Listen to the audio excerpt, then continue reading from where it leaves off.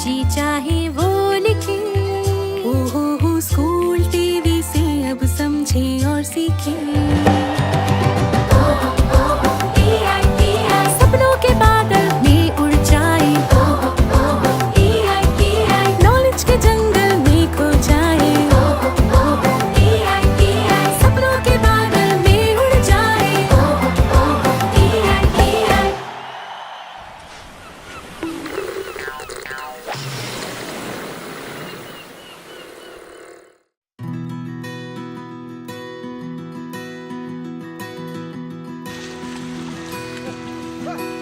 मेरा बचपन एक सुंदर से छोटे से गांव में गुजर रहा था और मेरे आसपास जितनी सारी चीजें थी, मैं हर चीज के बारे में उत्सुक था।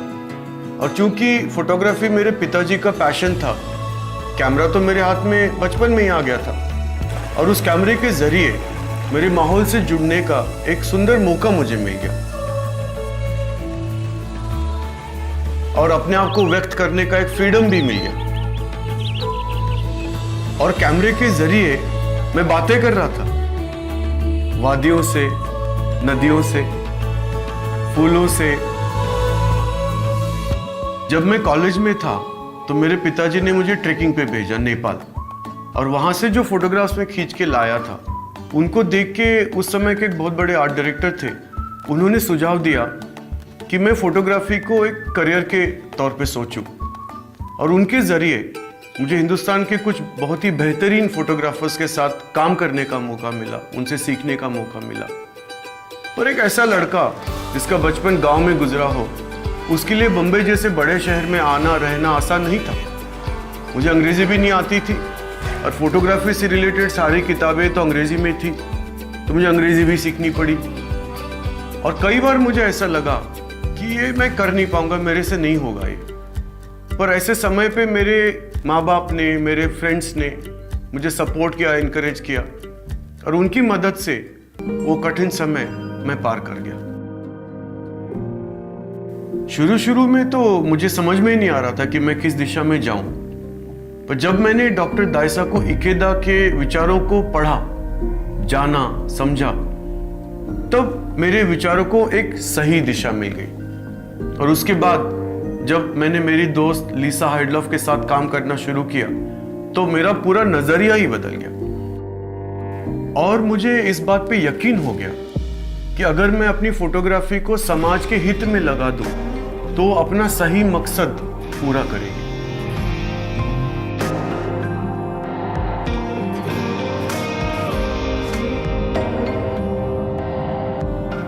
और इस नए मकसद को अपने दिल में लेकर मैं अपनी नई मंजिल पे चल पड़ा।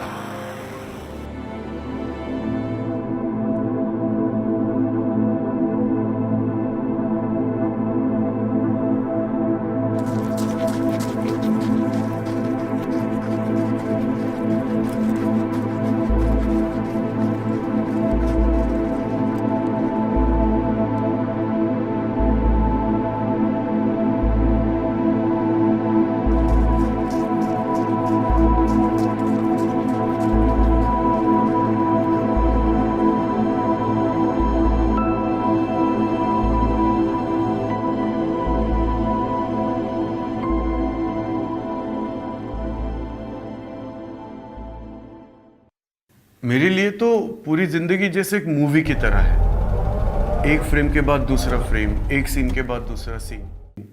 मुझे हर चीज में स्टोरी नजर आती है। और ये जो पिक्चर्स आप अपने स्क्रीन पे देख रहे हो, ये उनमें से कुछ है जो मैंने अपने असाइनमेंट्स के लिए दुनिया भर घूमते हुए खींची हुई है।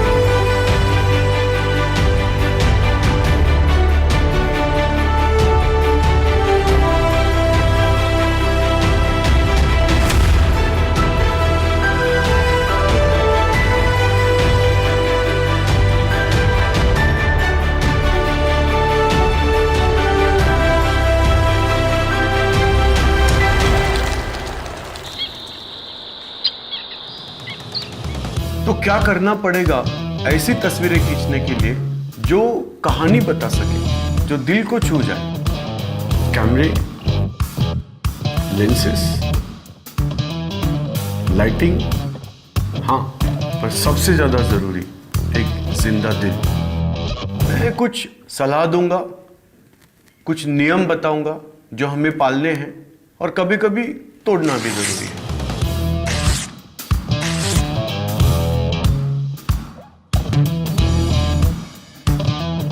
तो सबसे पहले जरूरी है कि कहानी को समझना।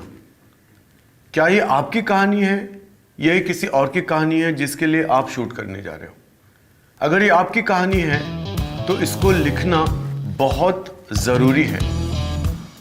ये कहना काफी नहीं है कि हाँ कहानी मेरे दिमाग में है, नहीं चलेगा। एक समय ऐसा आएगा जब आप और कहानी दोनों भी खो जाओगे। लिखना बहुत जरूरी है।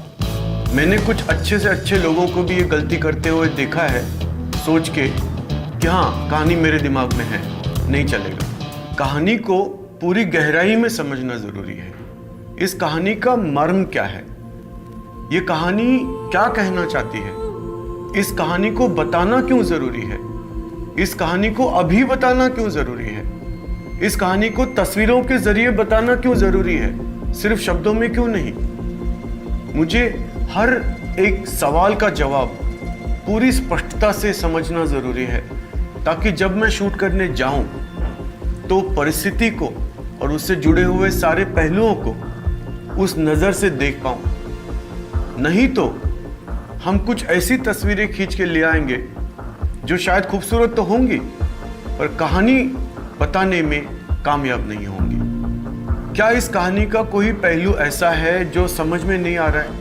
और अगर ऐसा है तो जिसने भी कहानी लिखी है उसको फोन करते हैं, उसको मिलते हैं, कहानी को समझ लेते हैं। उससे जुड़ी हुई अगर कोई चीजें हमें पढ़नी चाहिए तो पढ़ लेते हैं, इंटरनेट पे रिसर्च कर लेते हैं, जो भी करना पड़ता है कर लेते हैं, पर उसको समझ लेते हैं। कोई भी मुद्दा ऐसे नहीं रहना चाहिए जो मुझे समझ में नहीं आया।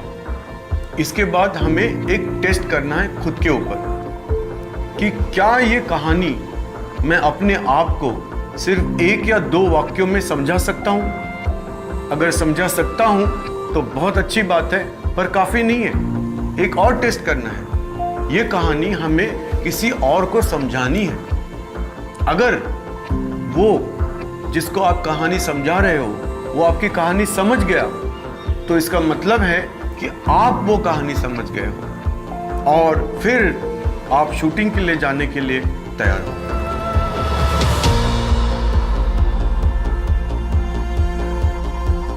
इससे पहले कि हम घर से बाहर कदम रखें, कुछ चीजों का करना बहुत ज्यादा जरूरी है। जैसे कि हालातों को समझना, हम किन हालातों में शूट करने जा रहे हैं, मौसम किस तरह का है, कहीं बारिश तो नहीं हो रही है, कहीं गर्मी तो बहुत ज्यादा नहीं है, कहीं जगह रेतीली तो नहीं है, कहीं नमी बहुत ज्यादा तो नहीं है, इससे इलेक्ट्रॉनिक्स फेल हो सकते हैं, कहीं तूफान के आसार तो नहीं बन रहे हैं, कहीं बर्फबारी तो नहीं हो रही है, या कोई स्पेशल कंडीशंस है जैसे कर्फ्यू लगा हो फॉर एग्जाम्पल। इन सब चीजों को पता करना और उन हालातों के लिए अपने आप को तैयार करना बहुत ज़रूरी है। रेनकोट ले जाइए, तौलिए ले जाइए, छाते ले जाइए, जो भी ज़रूरी है ले जाइए, पर तैयार होके जाइए। कहानी को समझने की तैयारी, अपने इक्विपमेंट को तैयार करने की तैयारी, मौसम के हिसाब से अपने आप को तैयार करने की तैयारी, तैयारी तैयारी तैयारी। मैं तो यह कहूँगा कि असाइनमेंट की 50% कामयाबी तो तैयारी में है, बाकी के 50% फील्ड में जाके है। पर फील्ड वाले 50% हम कतई हासिल नहीं कर पाएंगे अगर हमने तैयारी के 50% में पूरी मेहनत ना करी हो। अब बात करते हैं इक्विपमेंट की। अगर आप प्रोफेशनल फोटोग्राफर हैं तो फिर तो आपको कोई चारा ही नहीं है, आपको सारा तामझाम लेके जाना है। पर अगर आप प्रोफेशनल फोटोग्राफर नहीं हैं तो जो भी आपके पास इक्विपमेंट हो, कैमरा हो, मोबाइल फ़ोन हो, उसको पूरी गहराई से अगर हम देखें, उसमें मेन्यू होते हैं, सब मेन्यू होते हैं, उसके अंदर सेटिंग्स होती है। इन सारे सेटिंग्स को अगर हमने समझ लिया, पढ़ लिया, और उसको अच्छी तरह से यूज़ करना सीख लिया, तो आप देखिए कि वो जो छोटा सा इक्विपमेंट आपके हाथ में है वो क्या जादू कर जाता है। आखिरकार कहानी कैमरे और मोबाइल फ़ोन से नहीं, दिल से बनती है। ये जो डॉक्यूमेंट्री फिल्म आप अपने पर्दे पे देख रहे हैं, ये उस फिल्म की कुछ झलकियां हैं जिसको मैंने सिर्फ एक कैमरा और एक लेंस लेके शूट किया है। हाँ, सिर्फ एक कैमरा और सिर्फ एक लेंस।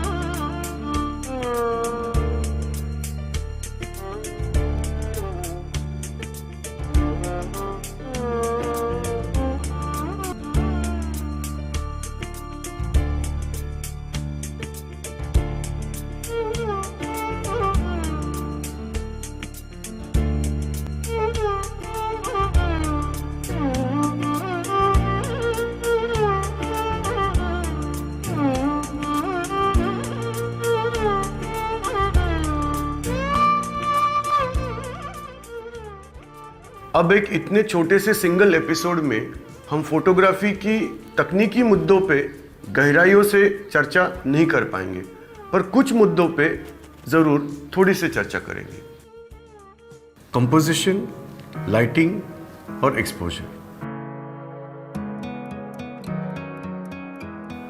कंपोजिशन, अपनी फ्रेम की रचनाओं को बेहतर बनाने में हमें ये समझना ज़रूरी है कि हमारी आंखें किस तरह से काम करती है, पहले किस चीज़ को देखती है, बाद में किस चीज़ को देखती है, किस तरफ जाती है, ये समझना ज़रूरी है ताकि हम अपनी फ्रेम के अंदर जो चीज़ें हैं, लोग हैं, उनको इस तरह से रचाएं कि उसके ज़रिए कहानी को एक प्रभावशाली तरीके से बता सके।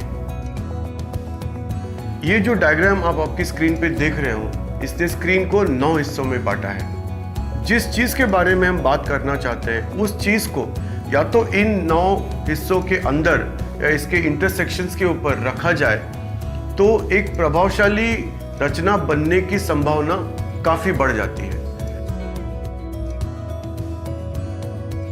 पर ज़रूरी नहीं है कि आपको यही रूल हमेशा फॉलो करना है। जैसे जैसे आपकी क्रिएटिविटी बढ़ती जाएगी तो आप पूरी आज़ादी ले सकते हैं।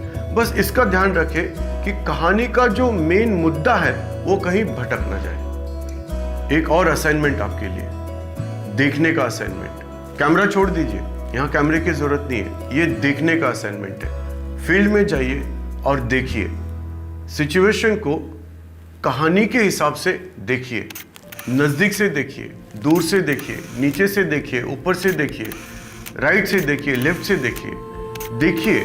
और हर बार जब आप अपना पोजीशन चेंज कर रहे हो तो इस चीज़ को भी ध्यान रखें कि किस तरह से उसका मतलब भी बदलता जा रहा है। इसको देखने की और समझने की क्षमता को अपने आप में विकसित करना बहुत ज़रूरी है, ताकि जब आप असाइनमेंट के लिए जाओ तो सही जगह पे पहुंच के सही मौके को सही तरीके से आप पकड़ पाओ।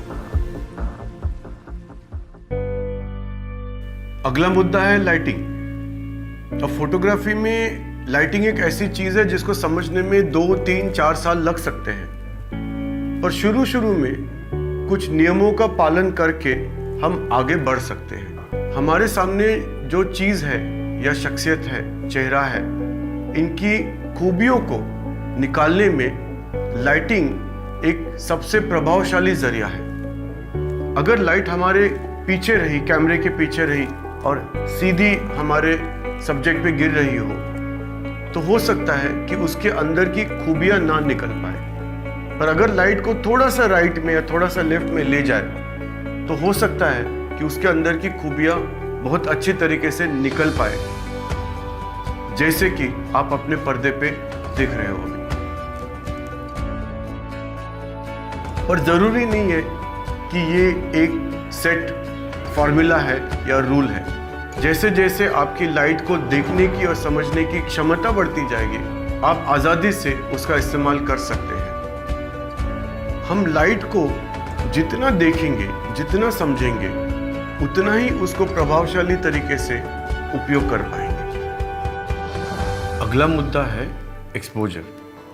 एक्सपोजर का मतलब है कि आप कैमरे के अंदर कितनी लाइट को जाने दे रहे हैं। अगर ज़रूरत से ज़्यादा लाइट कैमरे के अंदर चले गई तो इमेज फीकी हो जाती है। उसको तकनीकी भाषा में बोला जाएगा ओवर एक्सपोजर। और उसी तरह से अगर ज़रूरत से कम लाइट कैमरे में चली जाए तो उसको कहा जाएगा अंडर एक्सपोजर, जिसमें कि इमेज हमारी काली हो जाएगी। एक संतुलित एक्सपोजर को नियंत्रित करने के लिए हमारे पास दो जरिए होते हैं, शटर स्पीड और एपर्चर। शटर कैमरे के अंदर होता है एक पर्दे की तरह, और शटर स्पीड को तय करके हम ये तय कर सकते हैं कि लाइट कैमरे के अंदर कितनी देर के लिए जाएगी। एक्सपोजर को नियंत्रित करने के लिए दूसरा तरीका हमारे पास है एपर्चर, और ये एपर्चर इस तरह से काम करता है।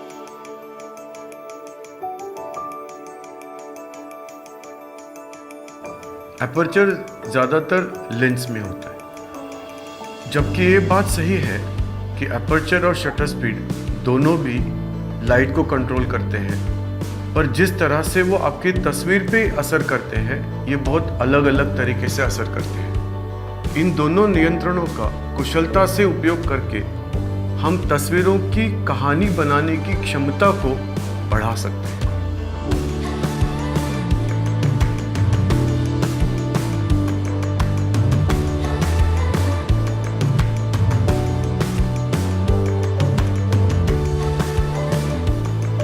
और एपर्चर आपको डेप्थ ऑफ फील्ड यानी कि शार्पनेस की सीमा को नियंत्रित करने के लिए मदद कर सकता है।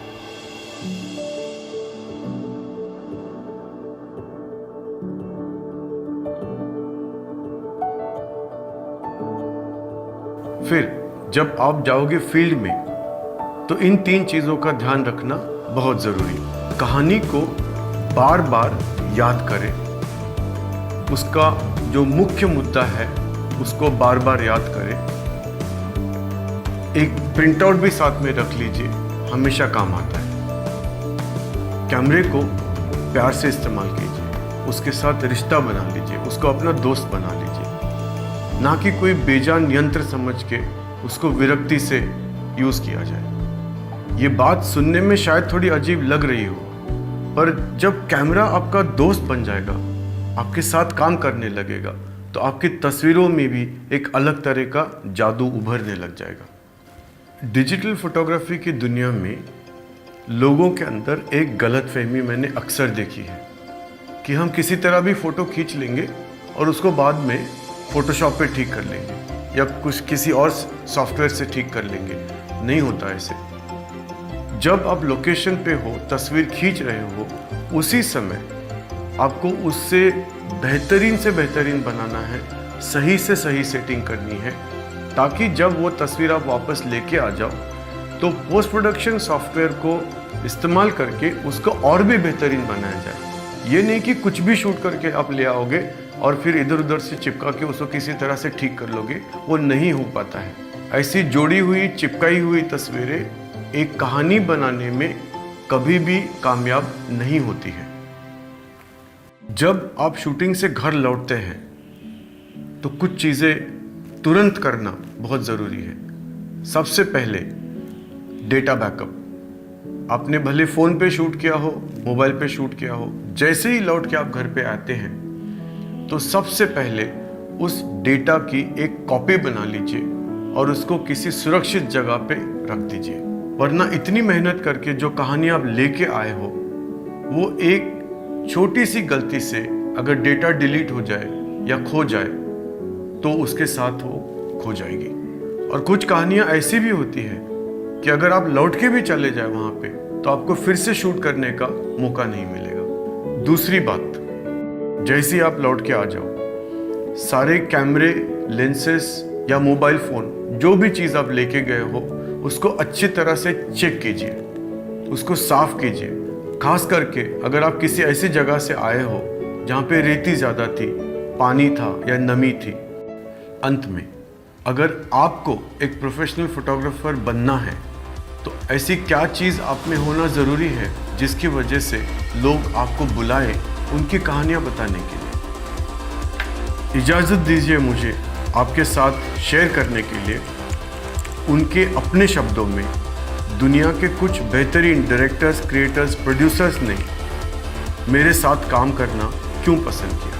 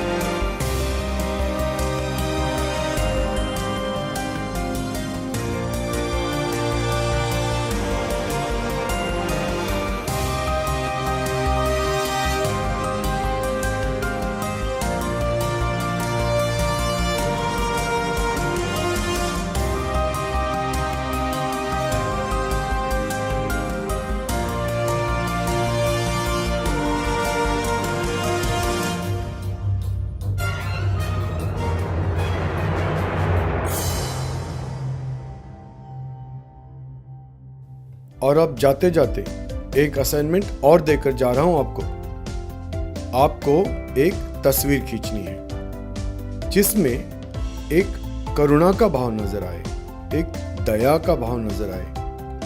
ये तस्वीर खींच के आप हमें भेज दीजिए। इसमें से कुछ चुनिंदा तस्वीरें दिखाई जाएंगी टीवी पर और छपेंगी अखबारों में। हम इंतजार करेंगे। आप सभी बच्चों से यह अनुरोध है कि आप भी इस प्रतियोगिता में हिस्सा लीजिए और अपनी एंट्रीज को हमारे पास भेजिए। आप अपनी एंट्रीज हमें 3 तरीकों से पहुंचा सकते हैं। पहला, व्हाट्सएप द्वारा इस नंबर पर भेज सकते हैं। नंबर है 9321961744 9321961744। दूसरा, आप हमें ईमेल भी कर सकते हैं इस मेल आईडी पे BEPCDPROGRAM@gmail.com, या आप हमें डाक के माध्यम से भी अपनी एंट्रीज भेज सकते हैं इस पते पर। गुणवत्ता संभाग, बिहार शिक्षा परियोजना परिषद, शिक्षा भवन, राष्ट्रभाषा परिषद परिसर, सैदपुर, राजेंद्र नगर, पटना 800004। बच्चों, आपको अपनी एंट्रीज हमें इस प्रारूप में भेजनी है। सबसे पहले विद्यार्थी का नाम, फिर विद्यालय का नाम, उसके बाद कक्षा और एकदम अंत में जिला। इस तरह से लिखकर आप अपनी एंट्रीज हम तक पहुंचा सकते हैं। और याद रखें, आप हमें अपनी एंट्रीज आने वाले शुक्रवार शाम 6 बजे तक ही भेज सकते हैं। धन्यवाद।